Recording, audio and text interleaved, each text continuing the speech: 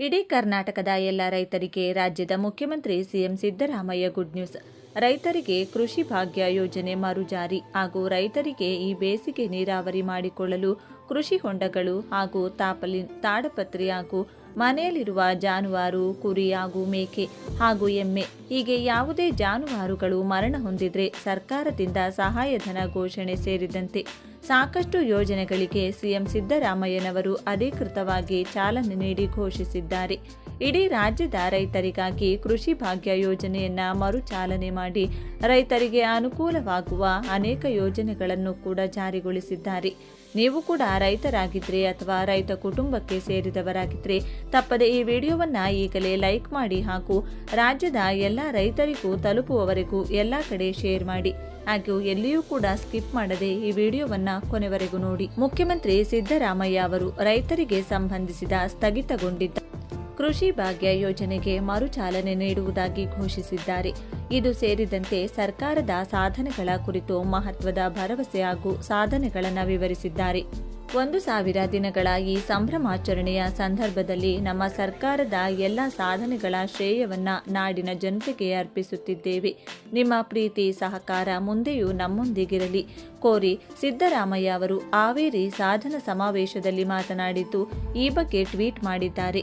ಹಿಂದಿನ ಸರ್ಕಾರದ ಅವಧಿಯಲ್ಲಿ ಸ್ಥಗಿತಗೊಂಡಿದ್ದ ಕೃಷಿ ಭಾಗ್ಯ ಯೋಜನೆಗೆ ನಾವು ಮರುಚಾಲನೆ ನೀಡಿದ್ದೇವೆ. ಬರಪೀಡಿತ ತಾಲೂಕುಗಳಲ್ಲಿ ₹200 ಕೋಟಿ ಅನುದಾನದಡಿ 3,735 ಕೃಷಿ ಹೊಂಡಗಳು ಹಾಗೂ ಪಾಲಿ ಹೌಸ್ಗಳನ್ನು ನಿರ್ಮಿಸಲಾಗಿದೆ ಎಂದು ಹೇಳಿದರು. ಕರ್ನಾಟಕ ಸರ್ಕಾರದ ಕೃಷಿ ಭಾಗ್ಯ ಯೋಜನೆ ಮಳೆಯಾಶ್ರಿತ ಪ್ರದೇಶಗಳ ರೈತರಿಗೆ ಕೃಷಿ ಹೊಂಡ ನಿರ್ಮಾಣ, ತಾಡಪತ್ರಿ ಮತ್ತು ನೀರಾವರಿ ಉಪಕರಣಗಳಿಗೆ ಸಹಾಯಧನ ನೀಡಿ ಬೇಸಿಗೆಯಲ್ಲೂ ಕೃಷಿ ಮಾಡಲು ಅನುವು ಮಾಡಿಕೊಡುವ ಮಹತ್ವದ ಯೋಜನೆಯಾಗಿದೆ. ಬರಪೀಡಿತ ಪ್ರದೇಶಗಳಲ್ಲಿ ಸುಸ್ಥಿರ ಕೃಷಿಯನ್ನ ಪ್ರೋತ್ಸಾಹಿಸಲು ಈ ಯೋಜನೆ ಸಹಾಯಧನದೊಂದಿಗೆ ತಾಂತ್ರಿಕ ಬೆಂಬಲವನ್ನ ಸರ್ಕಾರ ನೀಡುತ್ತದೆ.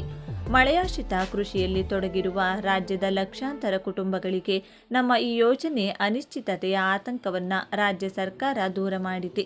ನಮ್ಮ ಸರ್ಕಾರದ ಈ ಅವಧಿಯಲ್ಲಿ ರಾಜ್ಯದಲ್ಲಿ ಹೊಸದಾಗಿ ಒಟ್ಟು 59,181 ಎಕರೆಗೆ ಪ್ರದೇಶಕ್ಕೆ ನೀರಾವರಿ ಸಾಮರ್ಥ್ಯ ಸೃಜನೆ ಮಾಡಲಾಗಿದೆ.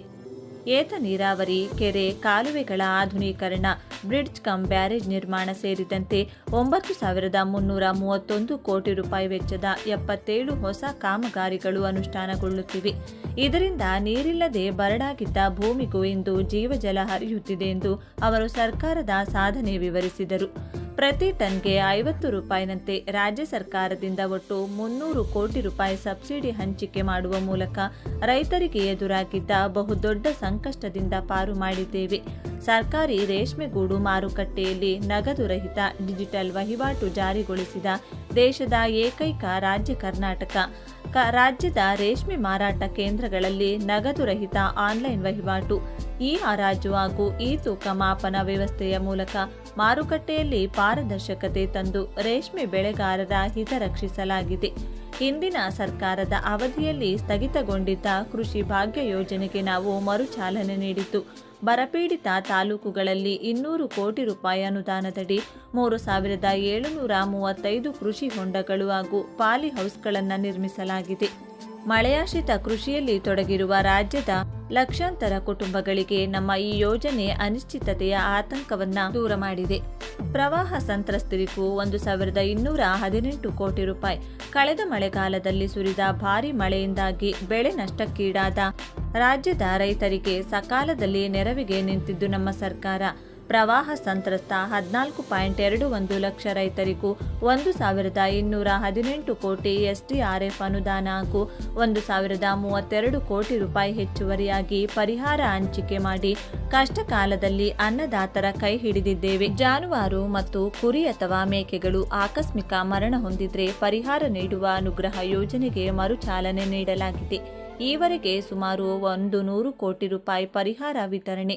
ಪರಿಹಾರದ ಹಣವನ್ನು ವಿತರಿಸುವ ಮೂಲಕ ಸಂಕಷ್ಟದಲ್ಲಿದ್ದ ಪಶು ಸಾಕಾಣಿಕೆದಾರರಿಗೆ ಸಕಾಲದಲ್ಲಿ ನೆರವಿಗೆ ನಿಲ್ಲಲಾಗಿದೆ ಎಂದರು. ಲಕ್ಷಾಂತರ ಕುಟುಂಬಗಳಿಗೆ ಹಕ್ಕುಪತ್ರ ವಿತರಣೆ. ರಾಜ್ಯ ಕಂದಾಯ ಇಲಾಖೆಯಿಂದ 2ನೇ ಬಾರಿ ಲಕ್ಷ ಫಲಾನುಭವಿಗಳಿಗೆ ಹಕ್ಕುಪತ್ರ ವಿತರಣೆ ನೀಡಿದ್ದೇವೆ.